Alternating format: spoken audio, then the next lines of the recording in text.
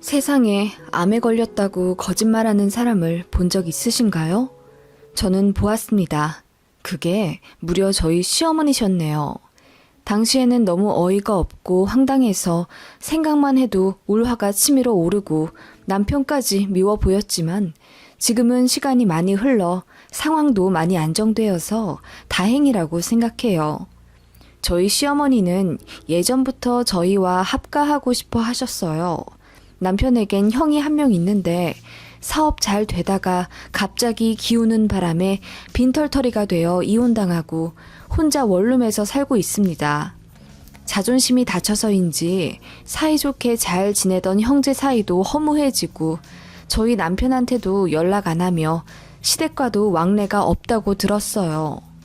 그런 장남에 대한 아쉬움 때문인지 유독 저희에게 많이 기대시던 어머님이었습니다.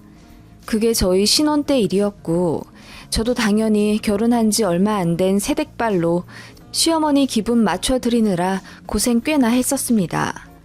어머님은 어느새 아들인 남편보다 저에게 더 자주 연락을 하기 시작하셨고 일주일에 2번의 연락이 어느새 매일매일로 간격이 좁아졌고 제가 첫 아이를 가졌을 때는 하루에 2-3번도 전화를 하시며 저에게 집착 아닌 집착을 하시더군요. 연락하시는 이유요? 정말 별거 없습니다. 아침에 출근 잘했냐? 점심은 뭐 먹었냐? TV가 잘 안 나오는데 혹시 고객센터 연결 좀 해줄 수 있느냐? 윗집 아이들이 너무 뛰어다니는데 전화번호 줄 테니 대신 전화 좀 걸어서 화내줄 수 있느냐? 화장실이 막힌 것 같은데 혹시 뚫을 수 있는 방법 몇 가지 인터넷으로 알아봐 줄 수 있느냐? 저녁은 뭐 먹을 거냐? 저녁 잘 먹었냐? 등등. 정말 이래도 되나 싶을 정도로 숨막히게 저에게 연락해대셨고 그 스트레스 때문인지 아니면 다른 이유인지는 몰라도 첫 아이를 뱃속에서 허무하게 보냈습니다. 남편도 그제야 심각성을 깨닫고 어머님께 연락 좀 자제해달라고 부탁드려 봤지만 돌아오는 것은 어머님의 배신감에 가득 찬 울분이었습니다. 니들이 어떻게 그래? 하나뿐인 니네 형도 지금 자식인지 타인인지 모를 정도로 왕래도 안 하고 있는데 하나 남은 너희들이 어찌 나를 버려? 이러시면서 우시더라고요. 시아버님이랑은 사이가 별로 안 좋으셔서 조론 상태인데 1년에 한 번 제사 때 말고는 거의 뵙지 않습니다. 아버님이 그렇게 하자고 먼저 요구하셨고요. 명절에도 당연히 시아버님은 안 뵙습니다. 무슨 사정이 있는 것 같긴 한데 남편도 먼저 캐묻지 않길래 그냥 그런가 보다 하고 삽니다. 그래서 솔직히 홀 시어머니만 계신다고 봐야 합니다. 이런 상태에서 어머님이 이렇게 크게 삐지시니 어떡하나요? 집도 차로 50분 거리인데 모른 척할 수도 없고 남편도 마음이 편치 않아 보여서 같이 시댁에 찾아갔더니 화난다며 문도 안 열어주시더라고요. 한 10분 정도 저희 문 밖에 세워두시다가 남편이 화가 나서 이제 우리 간다! 소리쳤더니 그제야 빼꼼 문을 열어주시더라고요. 들어가니 어머님이 새투름하게 말씀하시길 니들 때문에 속상해서 며칠 동안 밥도 안 먹었다. 어쩜 그러니? 니들 반성은 좀 하고 온 거야? 미안하단 말 안 할 거면 그냥 나가고 이러시더라고요. 며칠 동안 밥 안 먹은 집 치고는 방금 갓 지은 구수한 밥 냄새도 나고 매콤한 생선조림 냄새도 나더라고요. 뭐 아무튼 그날 어머님과 진지하게 이야기하며 앞으로 연락은 서로를 위해 꼭 필요할 때만 하기로 하고 웬만한 건 남편한테 먼저 하시기로 약속했어요. 어머님도 그제야 본인의 시도 때도 없는 연락이 저에게 부담이 되셨다는 걸 인지하신 모양이었어요. 제가 유산을 해서 힘들어한다고 하니 그것 역시 뒤늦게 미안해 하시며 앞으로는 적정 거리를 유지하겠다 다짐하시더군요. 그럼에도 다른 집들보다는 시어머니와의 왕래와 연락이 꽤나 잦은 편이었어요. 어머님과는 일주일에 꼭 한 번은 식사해야 했으니 한 달에 4-5번쯤은 얼굴 보고 살았습니다. 시댁이 가까이 있으니 그런 것쯤은 저도 각오하고 했던 결혼이긴 했고 적당하기만 하면 크게 개의치 않는 성격이라 그냥 그러려니 하고 살게 되었죠.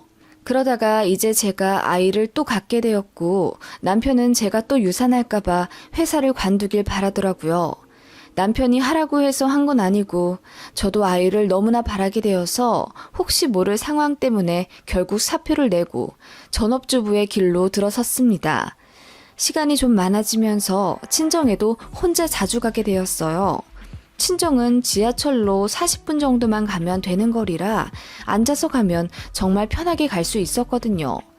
게다가 임신하니까 왜 그렇게 엄마 반찬이 먹고 싶은지 일주일에 한두 번 정도 친정 가서 점심 먹고 차 한잔 하다가 저녁 되기 전에 남편 밥 차려주러 집으로 들어오곤 했어요. 어머님은 그게 너무 마음에 안 드셨던 모양이었어요. 전화할 때마다 제가 친정에 가 있다면서 볼멘 소리를 하시더라고요. 여보세요? 세아가 어디니? 네, 어머님. 저 친정 와 있어요. 친정? 엊그제 갔다더니 또 갔어? 왜 그렇게 자주 가? 거길 갈 거면 우리 집도 자주 오지. 어머님이랑도 일주일에 한 번은 꼭 식사하잖아요. 그리고 저 친정 거의 안 오다가 임신하고 나서 조금씩 오고 있는걸요? 아니 그래도 그럼 친정 한 번, 시댁 한 번 이렇게 들러. 어머님 이미 그렇게 하고 있어요. 아니 그래도 횟수를 딱 정하란 말이야. 너 이번 주에는 그럼 벌써 친정 2번 간 거 아니냐? 그럼 우리 집에도 이번 주에 2번 와야지. 내일 와 우리 집에. 네. 그렇게 제가 친정 가는 걸 가자미 눈을 뜨고 감시하시는 듯 했죠. 제가 맨날 친정집 가 있는 것도 아니고 임신해서 엄마 밥이 좀 먹고 싶다는 건데 그게 그렇게 이해 못하실 일이었을까요? 저는 저대로 기분이 나빴죠. 가뜩이나 임신 초기라 예민하기도 했고요. 그리고 그렇게 요구하셔서 시댁에 가면 정작 어머님은 손 하나 까딱 안 하시고 저한테 밥 차리라고 하십니다. 며느리 밥 좀 먹고 싶다고 하시면서요. 제가 참다 못해 말했습니다. 어머님, 저 친정 가는 거요. 집에서 밥 해먹기도 짐 빠지고 또 친정엄마 밥이 너무 그리워서 가는 거예요. 임신 초기라 생각나는 음식이 지금은 친정엄마가 해주셨던 반찬들밖에 없어서요. 그래, 뭐 그럴 순 있겠지. 나도 옛날에 네 아주버님 가졌을 때 우리 엄마가 해준 미역줄기 볶음이 그렇게 생각나더라. 네, 그러니까 그걸로 너무 기분 나빠하지 마세요.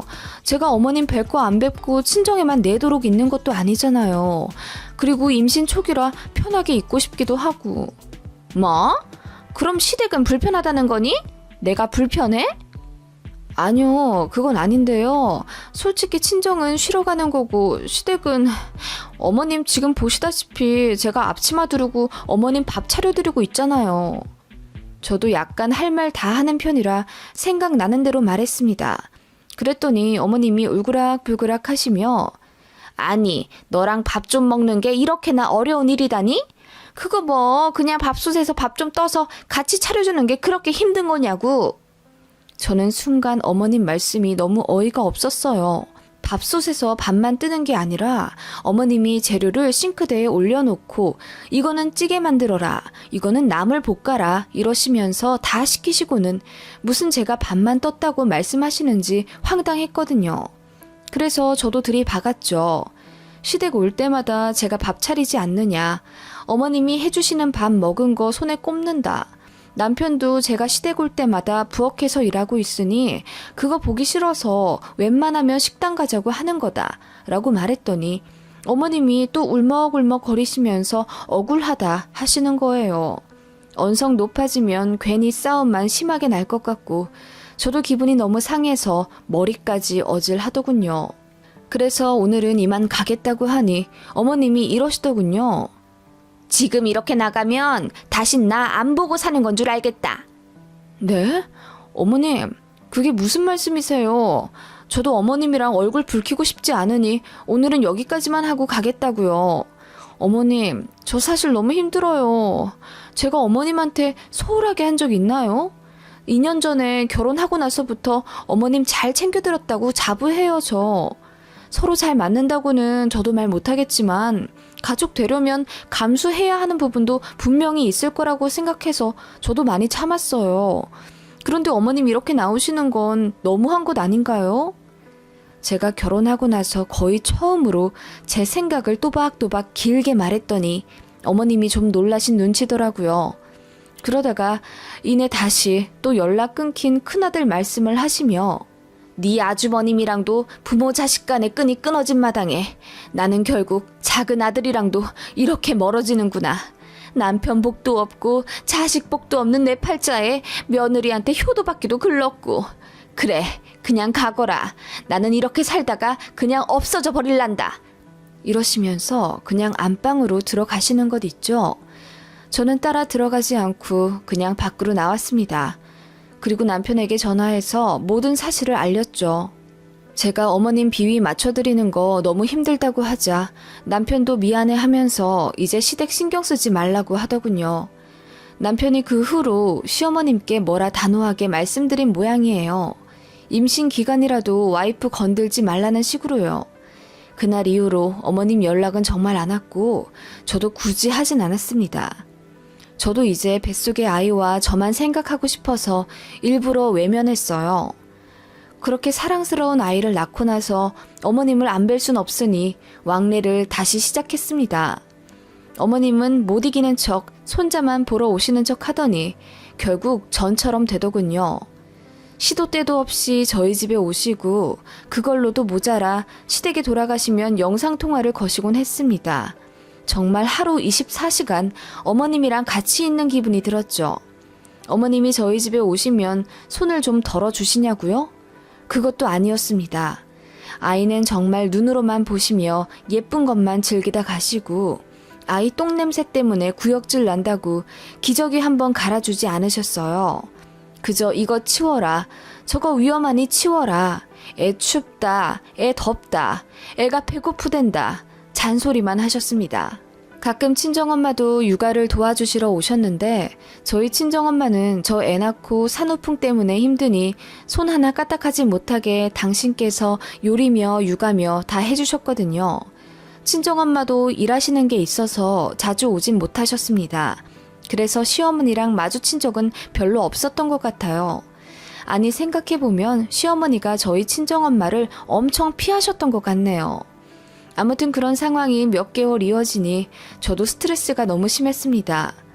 남편도 어머님께 이제 그만 오시라 말씀드렸는데 어머님은 예전에는 기분 나쁜 티라도 내셨지 이제는 못 들은 척 그냥 맘대로 다 하시더라고요. 결국 터질 건 터진다고 남편이 화를 내며 엄마, 정연이 엄마가 힘들어 하잖아. 그거 알면서 왜 매일매일 집에 오시고 연락하시는 거야. 손자 태어나고 엄마도 너무 행복해 하시는 건 이해해. 그런데 엄마, 우리도 우리 생활이 있잖아. 무엇보다 엄마 오시면 와이프가 너무 힘들어. 나는 와이프 손목 괜찮아지기 전까지 밥도 하지 말라고 하고 웬만하면 집안일도 내가 거의 다 하는데 엄마는 우리 집 와서 솔직히 와이프한테 이거 해달라 저거 해달라 요구만 하시지 뭘 도와주시지도 않잖아. 엄만 작은 아들네까지 사이 안 좋아져서 이혼했으면 좋겠어? 남편이 그렇게 말하자 시어머니는 이혼이라는 단어에 충격받으신 듯 뭐? 내가 네 형 이혼한 것에 얼마나 가슴 아파하는지 알면서 그 말을 꺼낸단 말이냐? 네가 어찌 이러냐? 그래, 네 와이프랑 잘 먹고 잘 살아라. 어? 늙은 노모는 내팽개치고 네 가족만 어디 한번 오붓하게 잘 꾸려봐. 불청객은 빠져줄 테니 하시며 저희 집에 다신 안 오시더라고요. 몇 주 지나 저희 아이 300일 파티 하는 거 아시면서도 전화도 안 받고 그러시길래 저도 이제 지쳐서 여보, 난 이제 너무 지쳤어. 어머님 비위 맞춰드리는 것도 솔직히 하루 이틀이지. 내 아이 케어하기만 해도 바쁘고 정신없는데 어머님까지 챙겨드리는 건 난 못해. 솔직히 정신적으로 너무 피곤하고. 당신한테 미안하지만 난 이사까지 가고 싶을 정도야. 너무 힘들어. 그래, 미안해. 이사? 당신이 그 정도라면 이사도 생각을 좀 해볼게. 남편은 그 무뚝뚝한 성격에 애써 제 마음을 이해해주려 노력하더군요. 그래도 이사는 좀 아니다 싶었는지 이사에 대해 더 이야기는 하진 않았고요. 그렇게 몇 달 시어머님과 정말 또 연락 안 했습니다. 그리고 나서 신정과 구정을 맞았지만 그때도 연락 않고 모르는 척 살았어요. 그런데 어느 날 정말 입을 다물지 못할 연락을 받게 됩니다.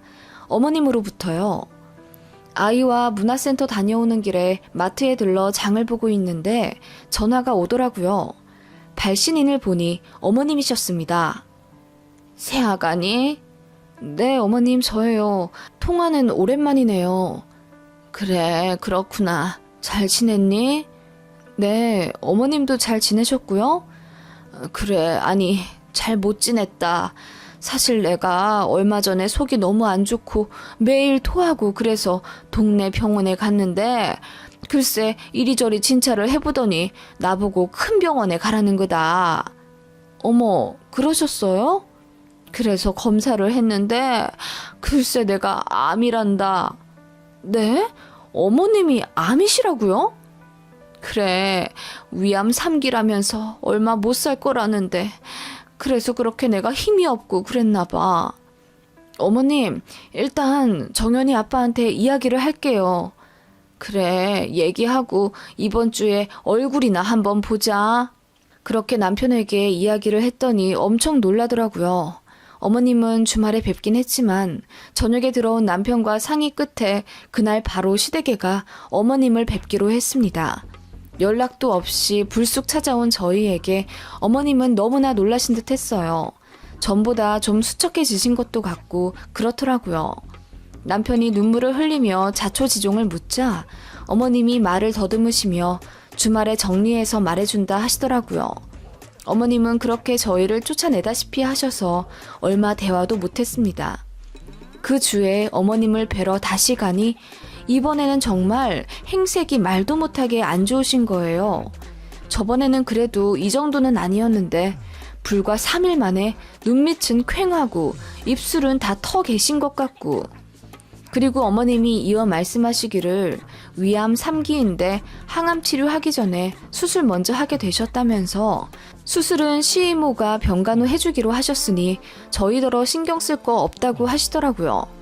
병원은 어디냐고 물으니 그것도 안 가르쳐 주시더라고요. 그러시더니 수술 전에 저희 집에 좀 들어가 지내도 되냐고 물으시더군요. 내가 힘이 없어서 숟가락 하나 들기도 힘드네. 너희 집에 가서 내가 좀 나아지기 전까지 간호 좀 받아도 될까? 수술하고 나면 괜찮아지겠지. 내가 지금은 기댈 데가 너희들밖에 없네. 좀 부탁하마. 내가 영 차도가 없다 싶으면 요양병원에 알아서 들어가마. 니들 부담 주고 싶지 않구나. 엄마. 펑펑 우는 남편을 보며 저도 마음이 아팠고 편찮으시다는 어머님이고 생사가 갈린 문제인데 솔직히 뭐 어떻게 하겠습니까? 지난 일은 지난 일이고 어머님도 위독하시니 당연히 모셔야죠. 혼자 계신데 밥도 제대로 못 챙겨 드신다니 어쩝니까? 그렇게 어머님은 캐리어 가득 짐을 싸서 저희 집에 오셨습니다. 그리고 소화가 안 되신다고 하셔서 제가 직접 몇 끼니 죽을 끓여서 드렸어요. 어머님, 수술이 언제세요? 저기 다 다음 달쯤 하기로 했어. 날짜가 정확히 언제인데요? 아니 수술 받기 전에 미리 입원도 하고 그렇다던데 정연이 아빠가 휴가를 써야 같이 가보고 그러죠. 날짜를 알려주세요 어머님. 아니 될 때도 내가 알아서 할게. 네 시이모가 도와준댔잖니. 내 때 되면 알아서 병원 가고 하마. 너는 신경 쓸 거 없다. 네? 아니 어머님. 그렇게 뭔가 애매한 어머님이셨습니다. 몸이 많이 안 좋으시다더니 역시나 잔소리 하실 땐 기운이 넘쳐 흐르셨고 저희 집 왔을 때는 분명 얼굴도 탁하게 빛도 안 좋으셨고 눈 밑에 다크서클도 지나셨는데 어쩔 땐 괜찮고 어쩔 땐 또 엄청 심하시고 그러신 것 같더라고요. 원래 위암이 좀 그런 건가 보다 했습니다. 저희 친정에서도 소식 듣고 엄청 놀라시며 저희 집에 찾아와 어머님을 뵈러 오셨습니다. 그러자 어머님이 엄청 불편해 하시면서 부담스럽다고 자리를 피하려 하시더군요. 저희 엄마가 시어머님 손잡고 꼭 나으실 겁니다. 제가 기도 많이 드릴게요. 요즘은 현대 의학이 그렇게 좋대잖아요. 수술 날이 언제십니까? 어디서 하시고요? 제가 성도들 데리고 병실 가서 기도 좀 드리고 싶은데. 아니, 그런 거 싫습니다. 안 해도 됩니다. 괜찮대도요. 그렇게 저희 친정엄마가 걱정스레 물어보시는 말에도 모른 척 고개를 돌리시더라고요. 그렇게 어머님과의 합가가 하루하루 늘어갈수록 이상한 점이 많아졌습니다. 어머님은 아침잠이 없으셔서 항상 새벽 5시 반쯤 일어나시고 저는 아이와 함께 7시쯤 일어날 때가 많습니다. 아이랑 일어나면 남편을 깨우고 출근 준비 겸 아침 식사를 요리하면서 어머님께 죽 내어드리는 게 저희 일상이 되기 시작했는데요. 그날따라 저희 아이가 일찍 일어나서 6시쯤 안방에서 기상했습니다. 아이가 일어나자마자 할머니 보러 간다고 작은 방 문을 활짝 열더라고요. 그때 어머님이 불도 안 켜놓고 어두운 데서 화장을 하고 계시더라고요. 화장 안 하신 지 꽤 됐는데 게다가 이 새벽에 화장이라니. 어머님이 급하게 뭔가를 감추시는데 자세히 보니 그건 눈썹 그리는 아이라인 팩트더라고요. 그냥 거울 한번 봤다고 하시면서 얼머무리시는데 어머님 얼굴을 유심히 보니 다크서클이 한쪽에만 있더라고요. 제가 말없이 어머님만 바라보니 어머님이 당황한 듯 얼굴을 가리시며 들어 누우시던데 그때 저는 깨달았습니다. 어머님이 새벽마다 눈 밑에 까맣게 섀도우 칠을 하셨던 것 같아요. 더 아파 보이시려고요. 왜 그러시지? 안 아파 보이면 의심할까봐 그러셨던 걸까? 하는 생각이 들었고 진짜 설마 위암이라고 거짓말 하셨을 거라는 생각은 전혀 하지 못했습니다. 그날은 그렇게 지나갔고 또 다른 어느 날 수상한 어머님의 행동이 포착되었죠. 아이가 가벼운 감기 증상이 있어 소아과에 다녀오던 날 아이가 놀이터에서 놀자고 해서 어머님께 전화로 조금 늦게 들어가겠다 말씀을 드렸는데 아이가 미끄럼틀 타자마자 넘어져서 우는 바람에 급히 집에 가게 되었습니다. 그렇게 예정보다 이른 시간에 집에 들어갔는데 웬 고기 냄새가 나더라고요. 보니까 어머님께서 부엌에서 항정살을 굽고 계셨습니다. 제 얼굴을 보자마자 사색이 되시더니 입에 우물우물 거리고 계시던 고기를 퇴 뱉으시더군요. 그러더니 이내 울먹거리며 수술 받고 나면 이 고기도 이제 못 먹을 텐데 내가 돼지고기 한번 먹어보고 싶어서 하고 우시더라고요. 그 모습을 보니 몇 주 동안 고기 한 점 못 드시고 맛없는 죽만 드셔서 그렇구나 하고 안타깝게 생각했습니다. 그리고 그 이야기를 남편에게도 해주었죠. 그랬더니 남편이 고개를 갸웃거리며 이상하다. 엄마가 분명히 이제 고기 냄새도 못 맡겠다 하시면서 고기를 삼키려고 해도 바로 헛구역질이 나온다고 하셨거든. 근데 항정살을 구워서 드시고 계셨다고? 팩 보니까 이미 혼자 200g만 드셨던데? 그래? 남편은 이야기를 듣더니 무언가 생각에 빠진 듯 오래 말이 없더라고요. 그러더니 남편이 어머님께 다가가 잠깐 이야기 좀 하자고 하며 외투를 입고 외출하려 하더군요.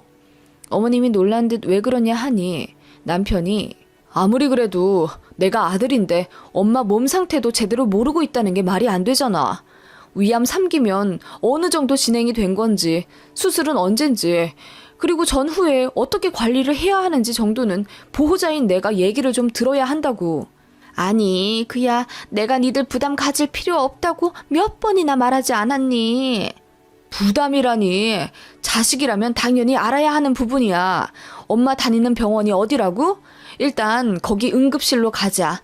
가서 이야기하면 교수까진 아니더라도 주치 의 정도는 만날 수 있다더라고. 뭘 그렇게까지 해? 네 이모가 도와준댔잖니? 그만 좀 하시고 빨리 병원부터 말씀하셔. 어디신데? 아니 됐다니까. 거길 어디라고 가? 엄마 왜 이래? 진짜 수상하게. 뭐? 수상? 뭐가 수상한데? 엄마 솔직히 말씀하셔봐. 위암이라는 거 거짓말이지? 어? 남편이 몰아붙이듯 묻는 그 물음에 시어머니 얼굴이 하얗게 질리면서 말씀도 제대로 못하시더라고요. 뭐? 무슨 거짓말이라는 거야? 아프다니까 진짜로. 그러니까 어느 병원인지 알아야겠다고 나는. 아니 그걸 지금 왜 가? 내가 알아서 한대잖아. 늘 저희 앞에서 개미 목소리만큼 작게 힘없이 말씀하시던, 아니 그렇게 목소리를 내시려 노력하던 시어머니였는데 그 순간만큼은 호랑이처럼 우렁차셨습니다. 엄마가 얘기 안 하면 거짓말 하신 걸로 간주할래. 그게 아니면 엄마는 정말 이기적이신 거야. 세상에 어느 자식이 위암 걸린 엄마 수술 날짜도 몰라? 내가 그런 불효막심한 쓰레기였으면 좋겠어, 엄마는? 그게 아니라 이모한테 전화하면 돼? 남편이 핸드폰을 들어 시이모님께 전화하려 들자 어머님이 급하게 제지하시더군요. 아니, 지금 무슨 전화를... 됐다. 그만해. 내가 다 말할 테니까. 하시며 갑자기 눈물을 쏟으시는 시어머니였습니다. 그게 아니라 사실 한 반년 정도만 같이 살려고 그랬어 내가. 그게 무슨 말씀이세요, 엄마? 그렇게 이어진 시어머니의 이야기 정말 소름 끼치도록 놀랍더라고요. 어머님은 저희와 합가하고 싶으셨답니다. 큰아들도 그렇게 남남처럼 지내고 남편까지 결혼하잔 핑계로 따로 사시니 많이 적적하셨다네요. 머리로는 그러면 안 된다는 걸 아시면서도 자꾸 저희가 궁금해지고 더 가까워지고 싶으셨답니다.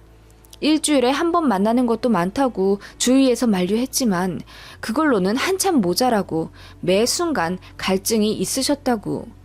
그게 외로움인지 뭔진 모르겠지만 며느리는 같은 여자로서 이해해 줄 거라고 믿어 의심치 않았는데 자꾸 본인을 외면하려더니 너무 속상하고 화가 나셨답니다. 그래서 자연스럽게 합가할 수 있는 방법에 대해 생각하시다가 당신께서 아프실 때마다 제가 극진히 간호했던 걸 기억해내셨다고. 그럼 수술 받았다고 거짓말한 거 금방 들킬 텐데 그건 어쩌려고 그러셨냐니까. 그냥 적당히 병원 다니다가 오진이었다더라. 그렇게 둘러대려고 했지. 설마 이미 짐 싸들고 들어왔는데 위암 아니라고 내쫓을까 싶어서. 이러시더군요. 펑펑 우시며 말씀하시는데 거기다 대고 화를 낼 수도 없고, 아니 이미 남편이 넘치도록 어머님께 화를 내서 저까지 거기다 숟가락 얹기도 뭐하더라고요.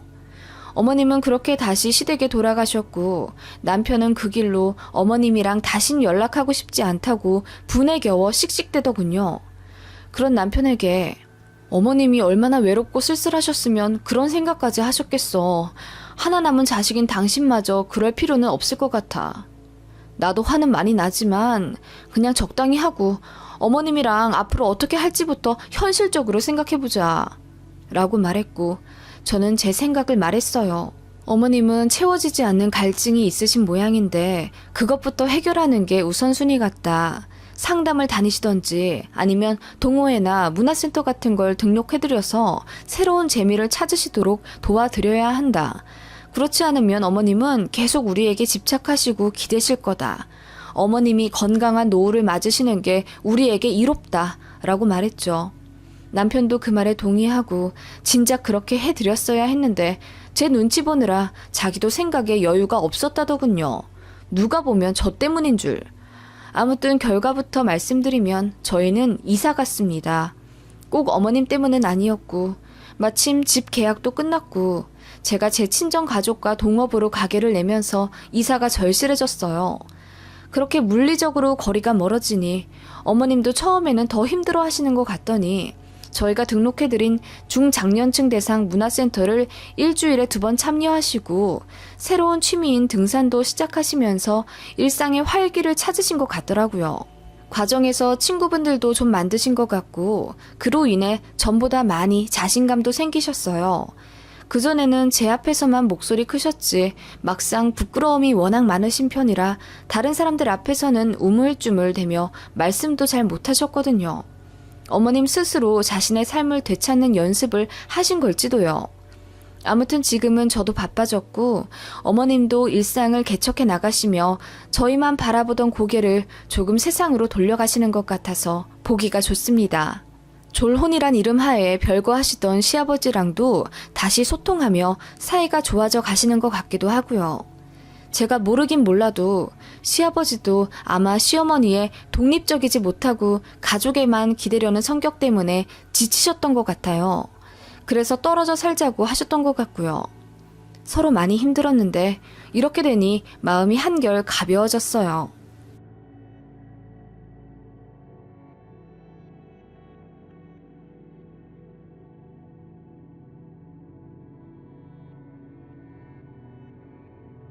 안녕하세요. 저는 8살 초딩 키우고 있는 워킹맘이고요. 얼마 전 10번째 결혼 기념일을 맞았네요. 남편과 정답게 케이크에 초를 끄며 아이의 축하를 받으니 새삼 저희 결혼식이 생각났어요. 인생에 있어서 다신 없을 최고의 행사가 저에게는 최악의 잔치였었죠. 바로 시어머니 때문입니다. 결과적으로 결혼식 당일날 시어머니와 연을 끊어서 아이가 8살이 된 지금까지도 전혀 왕래 않고 있습니다. 사실 남편에게 계속 연락을 하시지만 남편이 받고 있지 않고 있다는 게 맞네요. 사실 이 글을 쓰는 이유는 아이도 많이 컸고 친할머니에 대한 궁금함이 있는 것 같은데 이제 연락을 슬슬 해야 하나 그런 생각이 들어서예요. 머리로는 굳이 그럴 필요 없다는 생각이 들지만 이게 정말 현명한 건가 싶기도 하고 그래서 많은 분들이 보시는 이 게시판에 글을 써서 고견을 좀 구하고 싶습니다. 이대로 쭉 연을 끊고 살아도 되는 건지요? 그럼 이야기를 시작할게요. 저는 남편과 4년 연애 끝에 결혼했습니다. 남편이 대학원 다니고 있을 때부터 연애해서 졸업하고 바로 연구원으로 들어가자마자 프로포즈 받았어요. 남편이 대학원 간다고 했을 때 남편 집에서 엄청 반대를 했대요. 남편은 명문대생이었는데 사립대학교의 공과대학이라 대학 등록금도 높은 편이었거든요. 그 때문에 빨리 취직이나 하라고 압박을 주셨다네요, 집에서. 솔직히 말해서 집에서 등록금이나 몇 번 대주셨으면 그런 말씀 하시는 거 이해해 볼 수는 있겠어요. 그런데 남편 말로는 집에서 딱 입학금만 내주시고 그 다음부터는 철저하게 혼자 벌어 공부하라고 하시며 용돈도 10원 한 장 주지 않으셨다네요. 남편 혼자 알바하고 악착같이 공부해 기숙사 들어가고 장학금도 받아가면서 대학 4년 다녔다더군요. 너무 힘들어서 코피도 자주 쏟았다고. 그런데 빨리 취직해서 부모님 용돈 드릴 생각 안 한다고 남편에게만 그렇게 구박을 하셨답니다. 남편은 장남인데 둘째 아들에겐 안 그러셨대요. 오직 남편에게만 그렇게 빼먹을 거 더 없나 구박하시고. 남편은 진로에 관해 다 생각이 있었기에 대학원 입학을 강행했고 알바 2개 하면서 열심히 공부했었어요. 그때 제가 남편을 만난 거였죠. 어찌나 성실하고 순수하던지. 그런 모습에 반해 사귀게 되었고 4년 사귀는 동안 남편은 본인대로 바쁘면서 저한테 단 한 번도 소홀하게 굴어 서운하게 만든 적이 없습니다.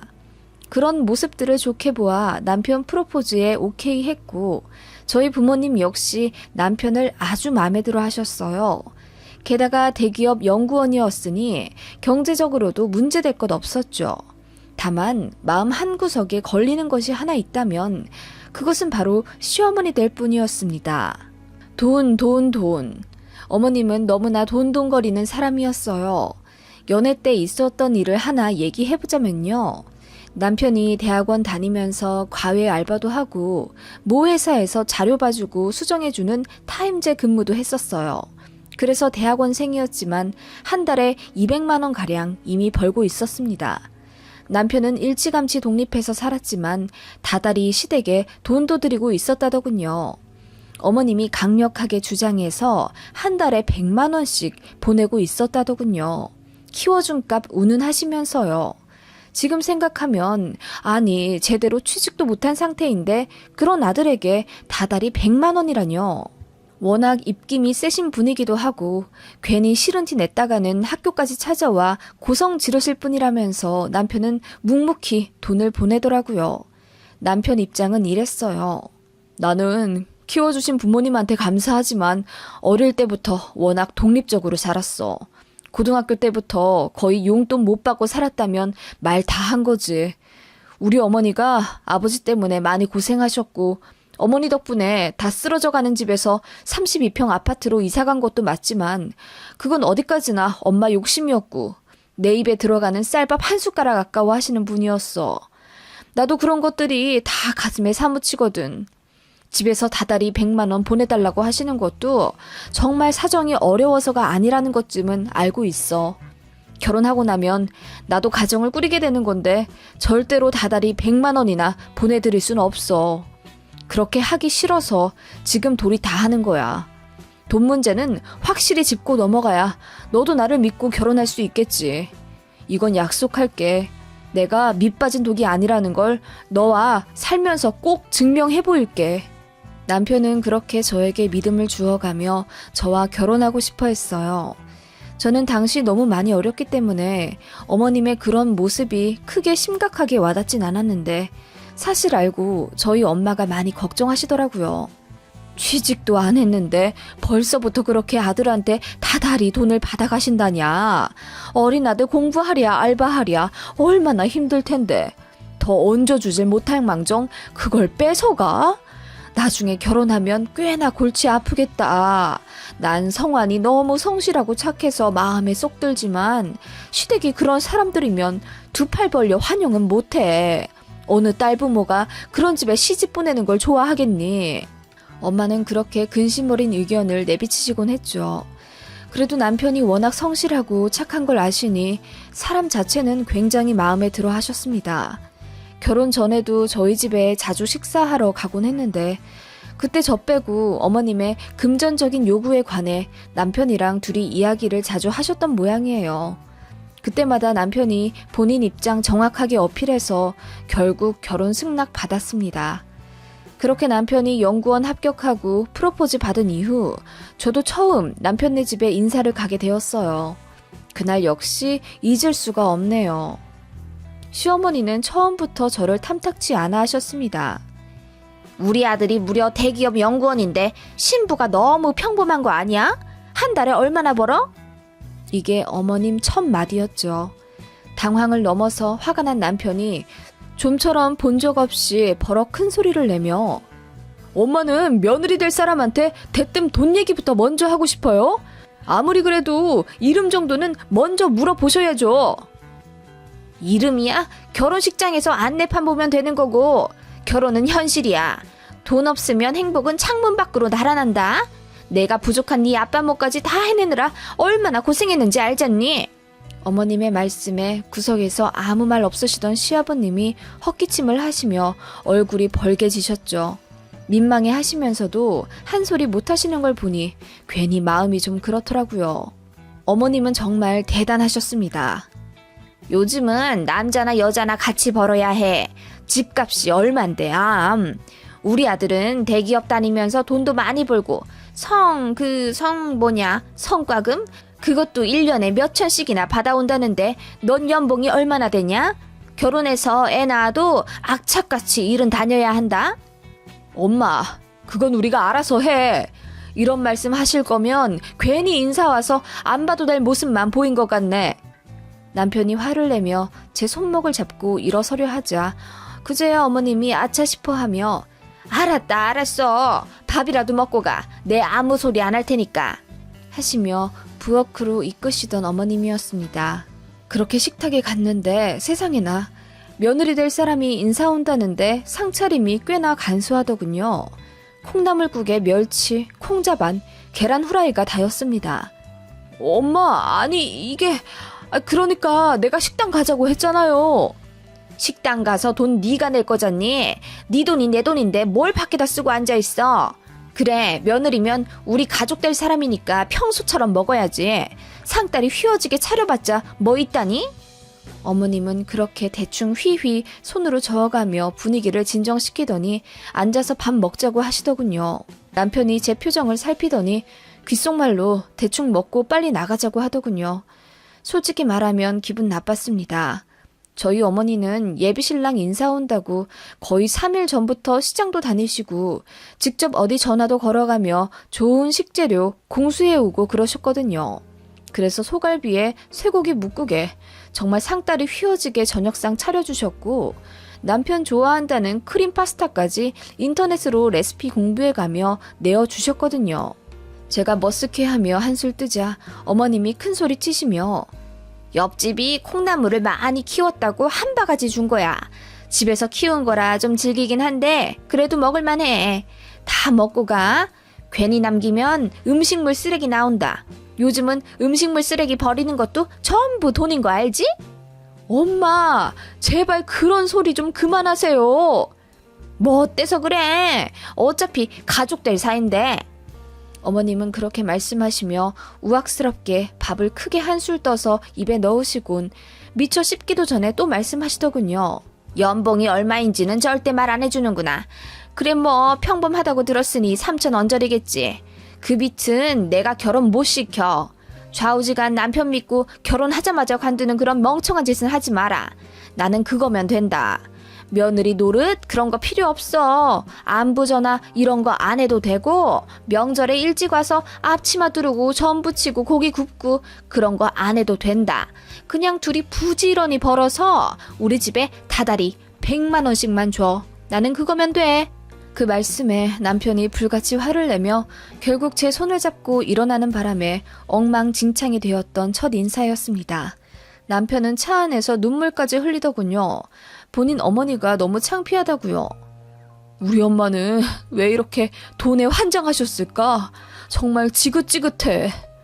그렇게 울면서 한탄하던 남편 모습이 아직도 기억나네요. 그 이후 남편이 어머님과 따로 얘기해서 결혼 생활하며 100만 원 드리기로 한 건 없던 일로 마무리 지었고 대신 구정, 추석, 시부모님 생신 때 50만 원씩 드리는 걸로 합의 봤다네요. 그렇게 하지 않으면 영 끊겠다고 으름장을 놓았다더군요. 신혼집은 남편과 제가 모아둔 돈과 일부 대출받아 전세에서 시작하기로 했습니다. 사실 저희 친정 부모님께서 얼마 보태주신다고 하셨는데 안 받았습니다. 솔직히 시댁에서 지원 한 푼 안 해주시는데 굳이 받아야 하나 싶기도 하고 남편 직장에서 전세자금 무이자 대출 받을 수 있어서